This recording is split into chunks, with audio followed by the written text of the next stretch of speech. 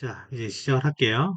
지금은 이건 2024년 7월 달에 본 정보보안기사 실기 기출 문제이고요.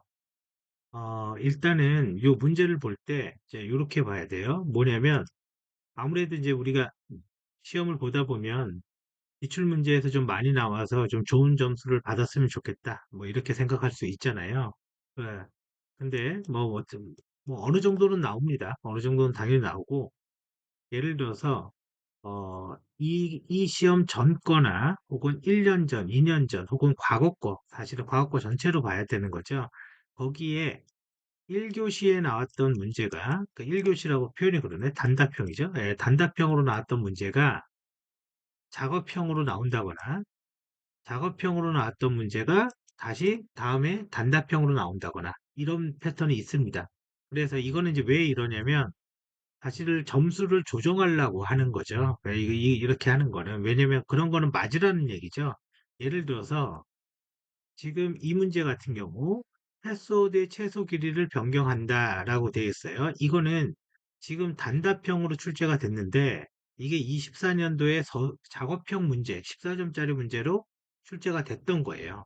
그래서 주의사항은 패스워드의 최소 길이를 변경하니까 이 답이 뭐다 이런 식의 학습보다는 그러면 이제 이거 이렇게 하라는 거죠. 이 문제를 보고 출제자는 도대체 뭐를 보고 낸 거냐? 거기에 중점을 하라라는 거고요. 그래서 모든 거를 다 우리가 공부할 수 없으니까 지금 그 취약점 점검 가이드죠. 거기 가이드에 나와 있는 거를 쉽게 전체적으로 빠르게 볼 수 있게 이렇게 만들어 두는 거예요.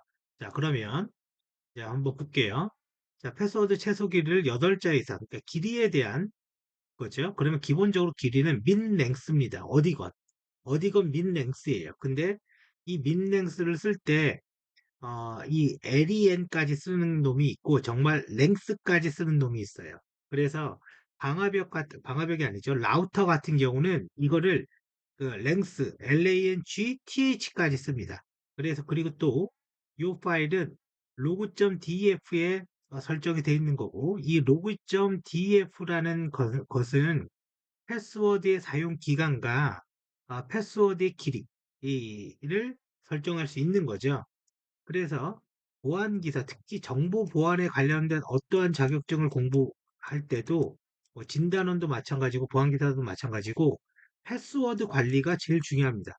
네, 계속 엄청 나와요. 그러니까 무작위 공격도 중요하게 되고 크리덴셜 스토핑 이런 것도 중요하게 되고 그렇게 되는 거죠. 자, 그럼 이제 넘어가 볼게요. 그래서 결론은 민랭스인 거고요. 그 다음에 맥스 데이즈라고 되어 있는 거는 사용 기간을 나타내는 거죠. 그래서 우리가 기본적으로 하는 게 90일. 그죠? 패스워드 사용 기간. 그 다음에 최소 사용하는 거, 민 데이즈. 그 다음에 경고일수.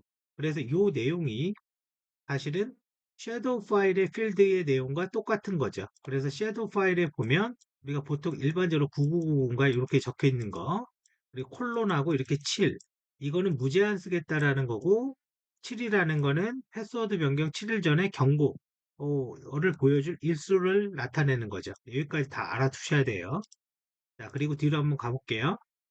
그 다음에 PAM 모듈 지금 이 내용도 기출문제 내용이라고 얘기했어요. 이번 시험과는 관계없지만 지금 보면 PAM이라는 게 이제 모듈인 거죠. 그러면 이제 PAM 모듈에 종류가 있습니다. 종류가. 그래서 그 종류를 여기 있죠. 어카운트, 오스, 패스워드, 세션 이런 네 가지 종류의 모듈이 있고 그 중에 오스라는 걸 쓴 건데 오스 중에 패스워드를 하는 거죠. 그러면 얘의 민랭스죠. 얘도 패스워드 최소 길이 로너, 그죠? 엘 크레딧, 영문, 소문자, 어퍼, 영문 대문자, 숫자, 특수문자가 하나씩 조합되게 최소 8자 이상으로 조합을 해라 라는 거죠. 자, 그래서 이렇게 패스워드 관련된 거는 꼭 보셔야 되고요. 자, 뒤로 가볼게요. 자, 요거는 사실상 좀 어려운 문제입니다. 이거는. 근데 만약에 이게 2교시로 나왔으면 좀 그 답이 없어요. 솔직히. 예, 답이 없습니다. 자, 그래서 지금 CSM의 CA는 뭡니까? 저거를 나타내는 거죠. CA 자체는 무선 랜에서, 그죠? 무선 랜의 맥 프로토콜, 멀티 채널 억세스 프로토콜 중에 하나인 거고, 그러면 거기에 CS, MACA 동작 방식이에요. 그래서 채널 사용 여부를 확인한다. 만약 채널에 호스트가 없으면 IFS 주기 동안 기다렸다가 데이터를 전송한다. 자, CSM의 CA는 기본적으로 CSM의 CD와 다르게 AP가 놀고 있어요. 그러면 일정한 시간 대기하고 들어갑니다. 네, 그게 차이인 거죠. 자, 그래서 그 다음에 대기 후에도 채널이 비어 있으면 그 다음부터는 데이터를 바로 전송한다 이거죠.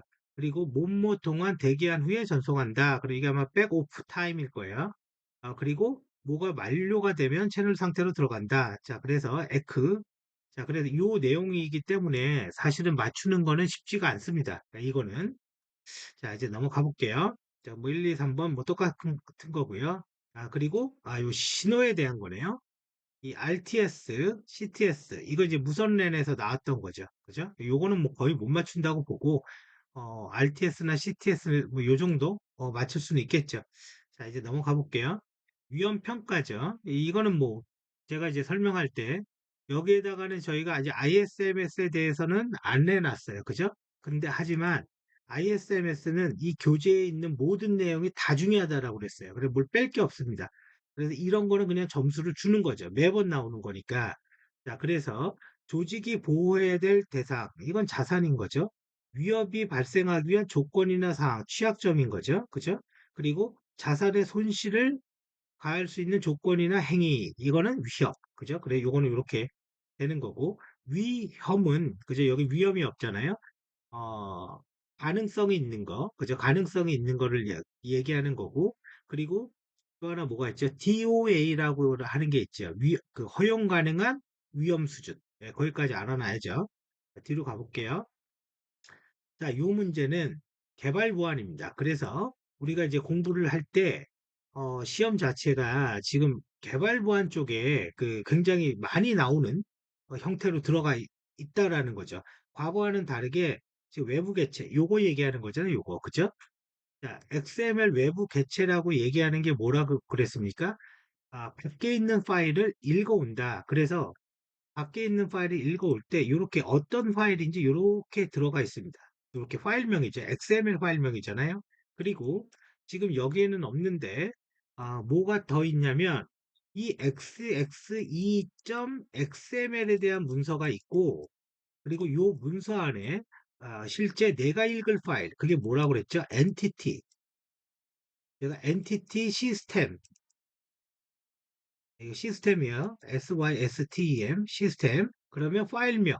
그러니까 요 문서가 요 XML 문서를 통해서 여기에 경로에 있는 파일을 참조한다. 그게 XML 외부 개체 참조다. 자, 물론 실제 시험은 지금 이 문제처럼 그 어렵게 나오진 않았어요. 이렇게 코딩까지 나오진 않았습니다. 그냥 간단한 개요가 나왔는데 여기에서 이 외부 개체 XML에서 설정된 정보, 예를 들어서 데이터 구조에 대한 정보를 DTD라고 하는 거고, 그 다음에 external entity, 즉 외부 개체 파일, 그걸 참조할 때 false를 줘야 된다. 이거는 뭐 알아놔야죠.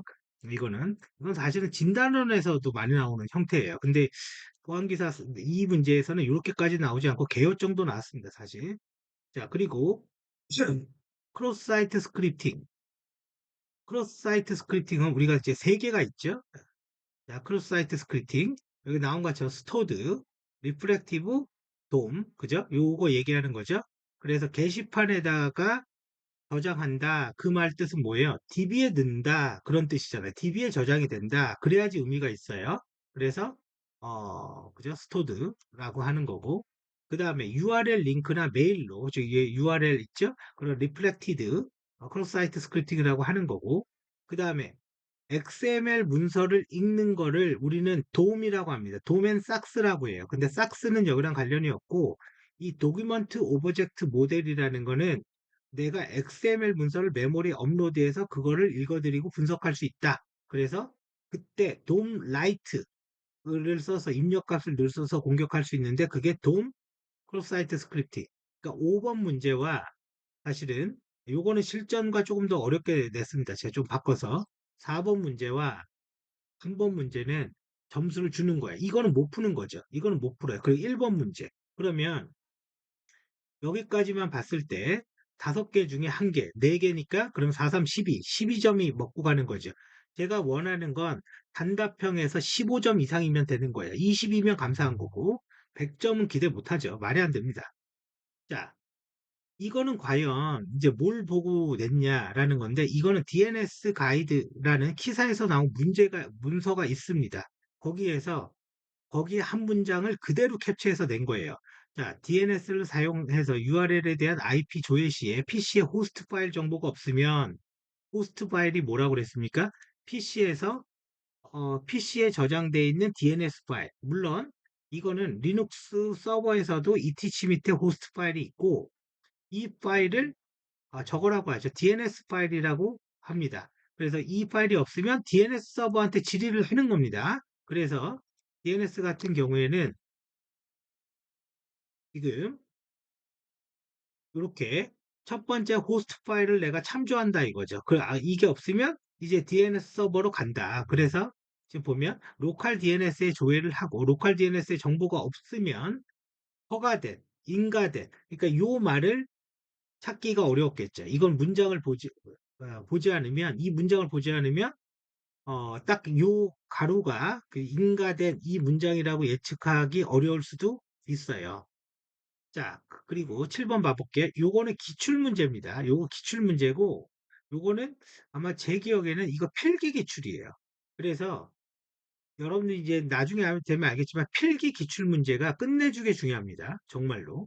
필기 기출에서 이렇게 등장하는 놈들이 있어요. 이거는 백엔드와 뭐 프론트엔드와 백엔드에서 백엔드 서버를 전송하는 것 중에 트랜스 인코딩이라는 거 나오죠. 이게 이제는 뭐 동영상 뭐 이런 거 전송할 때 사용하는 뭐 인코딩 방식 그런 것 같아요. 그래서 이거를 갖고 청크들을 포함시킨다. 이 공격이 뭐냐? 이건 외워야죠. 뭐 이렇게 외워야 됩니다. 그러면 이런 기출 문제들은 필기 기출을 안 볼 수가 없습니다. 그래서 제가 이제는 그 얘기하는 거는 보안기사 시험 문제 중에 절대로 기출 문제를 본다고 해서 실기만 보는 거는 생각보다 효과가 없을 수가 있어요. 예를 들어서 뭐 이거는 지금 필기 기출인데 아무거나 한번 열어볼게요. 우리가 이제 필기 기출입니다. 이것도 24년도 필기 기출인 것 같은데요. 여기에 보면 각각 항목에 대한 설명이 있잖아요. 이런 걸 봐야 돼요, 사실은. 뭐 이런 것들은 괜찮지만. 자, 그래서, 요거는 이제 그러니까 요런 문제들, 요런 거는 일반적인 문제니까 신경 안 써도 돼요. 필기 기출이어도. 근데, 사이버 킬제이, 로그4j, 이런 거는 필기 기출이 때로는 더 중요합니다. 그럴 수 있어요, 이거. 자, 이제 가볼게요. 그리고 지속적으로 해킹이 될 때까지 하는 거 APT 공격 이건 뭐 없죠. 또 하나 윈도우 사이즈를 조작한다. 그럼 윈도우 사이즈를 조작하면 우리와 관련된 게 뭡니까? 지금 여기에 나와 있는 것처럼 윈도우 사이즈를 0을 주면 리드 DOS인 거죠. 그래서 리드 DOS가 되는 거고 그 다음에 IDS, false positive, negative에 대한 내용인 거죠. 이거는 뭐 그래 IDS 기본이니까 이게 이제는 필기의 그 내용 이라는 겁니다. 자, 넘어가 볼게요. 뭐 둘 중에 하나는 H 아니면 NIDS겠죠. 그래서 컴퓨터에 딱 깔리면 호스트인 거고 네트워크 보면 NIDS인 거고 이거 점수 주는 거죠. 이거 위험 관리 봐보세요. 그런데 여기에 글이요. 우리가 위험 관리 이거 중요하다고 그랬잖아요. 조직이 필요하는 보안 요구사항을 분석하기 위해서 위협의 종류, 발생 가능성을 평가하는 과정을 위험 평가인가? 이렇게 생각할 수 있죠. 위험평가 과정을 통해서 위협을 인식하고 통제 방법을 선택한다. 위협에 대한 적절한 통제 과정을 무엇이라고 하고 통제 목적과 통제 방안을 무엇인지 선택한 이유를 정리한 문서다. 이게 거의 비슷한 말이거든요. 이게 지금. 그러면 우리가 그냥 일반적으로 생각하면 위험평가와 보호대책 이렇게 생각할 수 있어요. 근데 제가 이제 뭐라고 그랬냐면 이것도 시사에서 나온 위험평가 가이드 문서를 보고 내는 건데 3단계 위험평가라고 있다고 그랬죠. 우리 교재에 있습니다. 위험 분석, 위험 평가, 보호 대책 이렇게 나눠져 있어요. 근데 우리가 실상 일을 할 때는 요게 그냥 위험 평가다 해서 그냥 같이 해버리니까 이거를 구분하진 않는데 이렇게 나눠서 묻는 거고 그러면 이제 우리가 이제 의문이 있죠. 갑자기 이걸 내면 어떡하냐. 그럴 수 있죠. 이게 이 3단계 위험평가라는 말이요. 정보보안기사 필기 기출이에요. 22년도인가 뭐 23년도인가 필기 기출이에요. 그래서 저도 교재에 이걸 포함시킨 거예요. 이론 교재. 또 하나는 아까 본 것 중에 하나가 이제 그런 거죠. 자산평가. 그 자산 분석 과정. 그것도 필기 기출입니다. 예, 그래서 똑같이 이론서에 그 포함을 시킨 거예요. 그러니까 이런 거는 알고도 틀리는 거죠, 사실은. 예, 그걸 딱 보지 않으면. 자, 윈도우 UAC입니다. 다음 윈도우 사용자 계정에 팝업이 떴대요. 이렇게 디바이스를 변경할 수 있는가? 그러면 이거의 사용자 의도와 팝업의 의미가 뭐냐? 이거는 UAC는 계정을 분리하는 거예요. 시스템 계정과 사용자 계정을 분리하는 거예요. 그게 UAC인 거예요. 그래 누르면 계정, 권한이 되겠죠. 자, 개인정보 영향평가 시 고려사항. 자, 처리하는 개인정보의 수, 제3자 제공. 이거 법률적 그 마인드맵 거기에 있는 거죠. 그리고 고려사항이라는 요 안에 세부 시행령을 보면 요 대통령령이 정하는 사항, 그게 민간 및 고유식별자의 처리 여부, 그 다음에 개인정보의 보유 기간, 그래서 5개 이렇게 말할 수도 있다라는 거예요. 자, 똑같죠? 크로스 사이트 정의 및 종류를 써라. 그러면 정의는 게시판에다가 자바스크립트를 올려서 스크립트를 실행해서 웹브라우저를 공격한다. 다른 말로 이용자를 공격한다. 그리고 스토어드 리프렉티드 돔이 있다. 그래서 이거는 좀 특이한 문제예요. 왜 그러냐면 1교시에 나온 문제를 2교시에 또 냈잖아요. 보통은 이런 케이스는 없거든요. 이런 케이스 이건 좀 특별합니다. 이거는. 그러니까 앞에 맞은 사람은 그냥 다 맞겠죠. 다음은 이 메시지스라는 요 파일은요. 우리가 필기에서 이런 식으로 나왔거든요. 그 어, 해킹이 일어났을 때 시스템 관리자가 제일 처음 확인하는 파일이 뭐냐? 그게 이겁니다. 이게 모든 콘솔의 로고가 다 들어가 있어요. 그래서 누누이 얘기하지만 필기 기출이 정말 중요하다고요. 자, 그럼 메시스가 있는데 여기 보면 프로미스 큐어스 모드라고 딱 써 있잖아요. 그죠? 그러면 이거는 스니핑이죠. 그러니까 이거는 뭡니까? 점수를 주는 거죠. 프로미스 큐어스 모드는 자, 이제 여기에서 주의사항이 있습니다. 프로미스 큐어스 모드의 의미는 뭡니까? 어떤 사람은 이렇게 쓰는 거예요. 아, 이거는 무차별 모드고요. 그럼 같은 말이에요. 이건 영어고 이건 한글입니다. 그래서 목적지 맥 주소가 내게 아닌 것도 수신받는 겁니다. 이렇게 쓸 수 있겠죠? 이렇게? 뭐 틀린 말은 아니에요. 그러면 어떤 사람은 이 말을 쓰고 이렇게도 할 수가 있을 거예요. 왜냐면 우리는 뭐라고요? 이렇게 아는 문제는 100% 100점을 받아야 되거든요. A 컴퓨터가 있고 B 컴퓨터가 있어요. 그러면 메시지를 이렇게 보내고 그게 나한테도 이렇게 날라오죠. 그러면 여기에서 프로미스 큐어스 모드는 수시를 받는 거죠. 똑같은 하나는 글이고 하나는 그림입니다. 그런 경우 즉 이런 시험에서는 저는 이거 둘 다 씁니다. 이거. 자, 그리고 설정되었을 때 발생할 수 있는 공격은 당연히 스니핑이죠. 그럼 스니핑은 다른 말로 뭡니까? 수동적 공격 기법인 거죠. 그죠? 수동적 공격 기법. 자, 해당 공격을 대응하기 위한 방법은 뭡니까? 스니핑은 프로미스 큐어스 모드가 설정되어 있는지 확인하는 방법도 있고 또 하나는 암호화도 되죠. 그죠? 암호화도 됩니다. 그래서 똑같이 암호화입니다. 이렇게 말할 수 있지만 정보 보호의 목표인 기밀성을 보장하기 위해서 전송 구간을 암호화할 수 있습니다. 예를 들어서 HTTPS를 사용하는 경우 TLS 1.2 이상 사용하면 됩니다. 그래서 이거를 만점을 받아놔야 되는 거예요. 근데 여기서 암호화입니다. 그러면 뭐 할 게 없잖아요. 그죠? 예, 그거는 누구나 다 아는 거예요. 왜? 이거는 점수를 주는 문제니까.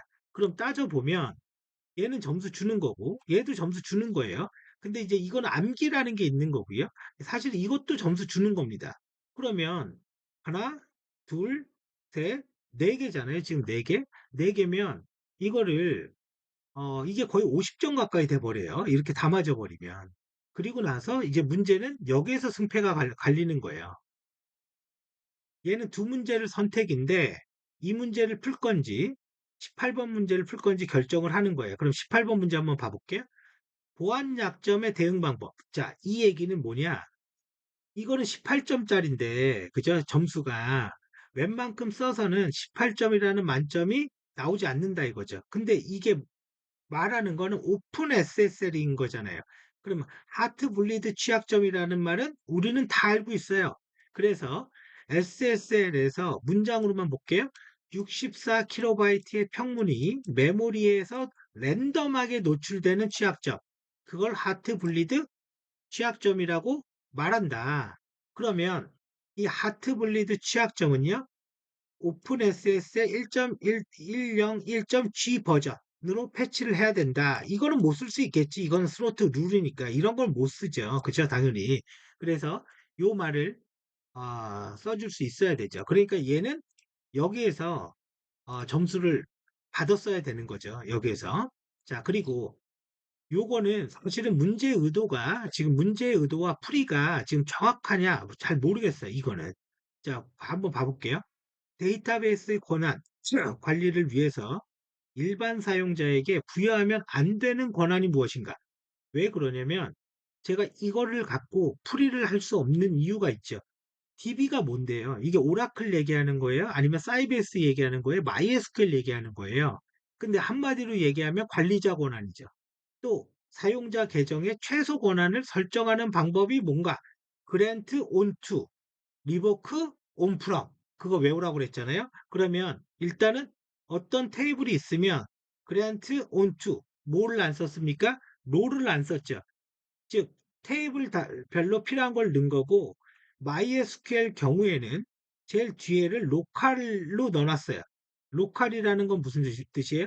원격으로 접속하지 못한다. 이게 만약에 이게 골방이로 돼 있으면 원격 접속이 가능하다. 그거를 얘기하는 거고. 그래서 데이터베이스 보안에서 자, 이제 그런 내용들이 있는 거죠. 원격에서 DB 접속에서 이 퍼센트 이걸 찾잖아요. 그래서 리버크 온 프롬 그죠? 온 프롬의 계정의 MySQL의 요 뒤에 골뱅이. 그래서 권한을 없애버려라. 그러면 이제 이거는 해결이 되는 거죠. 그리고 또 자, 의도가 사실은 실제 문제의 의도가 정확하지 않기 때문에 제가 이제 추가를 한 거예요. 오라클 DB를 기준으로 자, 오라클 DB에서는 이런 관리자 계정들이 있어요.